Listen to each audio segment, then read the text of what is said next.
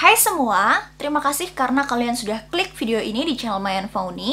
Karena di video kali ini aku bakal sharing sama kalian 15 istilah kampus yang harus kamu tahu. So, buat kalian yang penasaran, stay tune terus ya.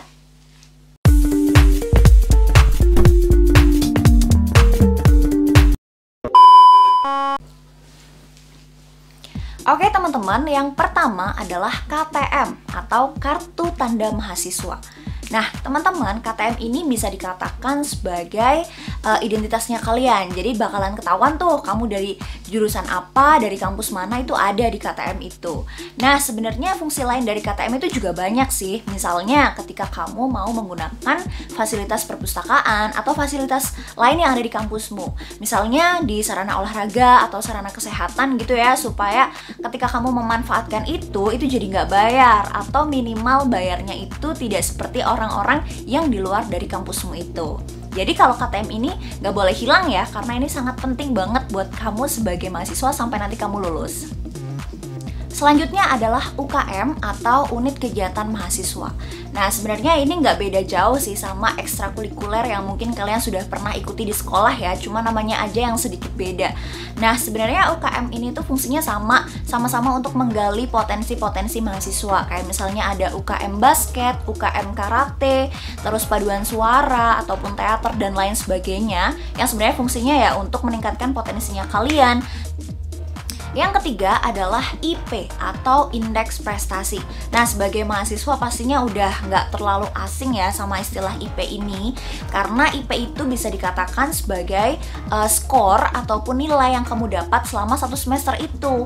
Misalnya nih, kamu sekarang semester 1, nanti di akhir semester itu kamu bakal tahu IP kamu tuh berapa.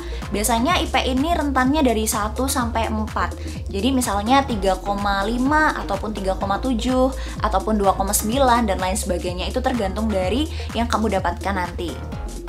Nah, kalau tadi IP, sekarang adalah IPK atau Indeks Prestasi Kumulatif. Bedanya apa sih IP sama IPK? Dari namanya aja udah beda ya, ada tambahan kumulatifnya. Artinya ini merupakan kumpulan gitu deh dari IP-IP yang udah kamu dapat. Misalnya nih, kamu sekarang udah semester 5. Nah, di semester 5 itu kamu bakal tahu total nilai keseluruhan dari semester 1, 2, 3, 4, dan juga 5.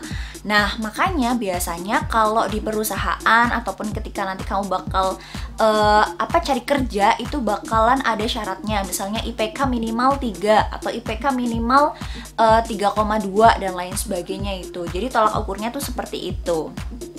Lanjut, yang kelima adalah matkul atau mata kuliah. Nah, kalau di sekolah, di SMA, di SMP, ataupun di SD gitu ya, dan sederajatnya, itu mungkin kalian sering banget dengar sama istilah mata pelajaran. Nah, kalau di kampus namanya itu mata kuliah. Tentunya mata kuliah ini disesuaikan dengan jurusannya kalian masing-masing. Misalnya nih, kalau aku kan dari jurusan pendidikan sosiologi. Mata kuliahku tuh ada kayak sosiologi pembangunan, sosiologi pariwisata, sosiologi politik, dan lain sebagainya gitu. Jadi setiap jurusan itu pasti beda-beda. Nah, selanjutnya adalah KRS atau Kartu Rencana Studi. Nah, teman-teman, kalau KRS ini tuh berisi mata kuliah yang bakalan kamu ambil dalam semester itu.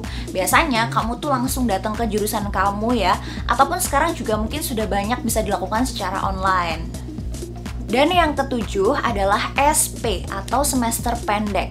Nah, semester pendek ini biasanya dimanfaatkan oleh mahasiswa-mahasiswa yang dia itu pengen dapetin mata kuliah yang sebenarnya harus didapetin di semester sebelumnya. Atau bisa juga buat mahasiswa-mahasiswa yang mengulang dari mata kuliah yang belum lulus. Akhirnya dia biasanya ikutnya SP ataupun semester pendek. Tapi teman-teman, di beberapa perguruan tinggi, termasuk di tempatku juga, itu ada persyaratan untuk semester pendek, kayak misalnya kuota mahasiswanya harus berapa dan lain sebagainya seperti itu. Jadi nggak bisa disamain ya antara kampus yang satu dengan kampus yang lainnya. Selanjutnya yang pasti kamu udah sering denger ya, yaitu KKN atau Kuliah Kerja Nyata. Jadi KKN ini semacam kayak kita mengabdi kepada masyarakat untuk membuat suatu program kerja ya, misalnya program kerja belajar ataupun membuat seperti pelatihan untuk daerah setempat dan lain sebagainya. Dan biasanya ini berada di daerah-daerah yang memang sudah ditentukan oleh kampusnya kamu. Ketika kamu mengikuti program KKN ini, sebisa mungkin kamu diminta untuk mengeluarkan potensi-potensi kamu yang sudah kamu dapatkan selama kamu kuliah. Jadi untuk diimplementasikan di dalam kehidupan nyata gitu ya, di masyarakat, seperti itu. Yang kesembilan adalah ASDOS atau asisten dosen. Nah sebenarnya asisten dosen ini fungsinya untuk apa sih? Dan nggak semuanya ya bisa jadi asisten dosen, melainkan hanya mahasiswa-mahasiswa tertentu saja yang dia itu diminta untuk membantu dosen. Bisa juga karena untuk membantu ketika dosen itu berhalangan hadir, atau bisa juga untuk mengikuti kegiatan praktikum, penelitian, dan lain sebagainya yang memang dosen itu membutuhkan kamu untuk menjadi asistennya.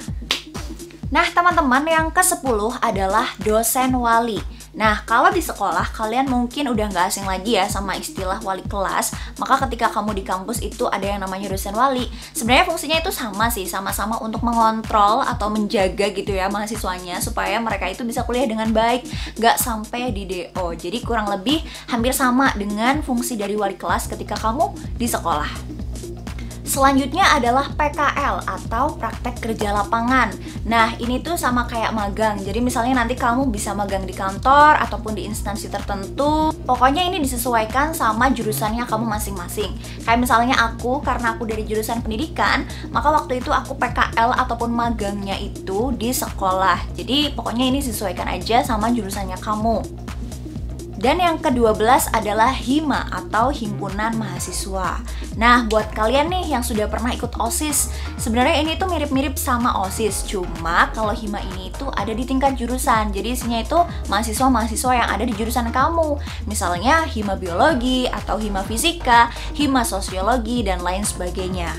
Selanjutnya adalah BEM, Badan Eksekutif Mahasiswa.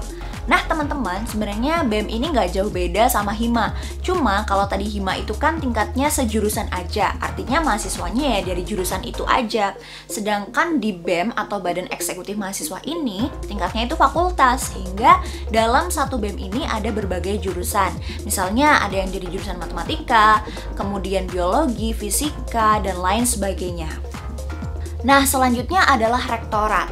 Sebenarnya kalau rektorat ini itu fungsinya hampir mirip sama TU ketika kamu masih di sekolah.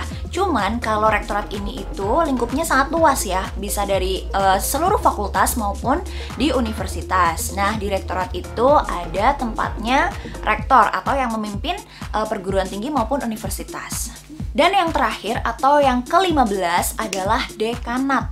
Nah, kalau tadi rektorat itu tempatnya rektor, maka dekanat adalah tempatnya dekan-dekan atau yang memimpin fakultas. Jadi misalnya ada dekanat Fakultas Ilmu Sosial atau dekanat Fakultas Ilmu Olahraga dan lain sebagainya. Oke teman-teman, jadi itu tadi 15 istilah yang harus kamu tahu ketika kamu sudah masuk ke perkuliahan. Dan semoga video ini bermanfaat. Jangan lupa untuk like, komen, dan juga subscribe, serta aktifkan lonceng notifikasi supaya kamu bisa dapetin video-video terbaru dari aku. Sampai jumpa di videoku selanjutnya. See you!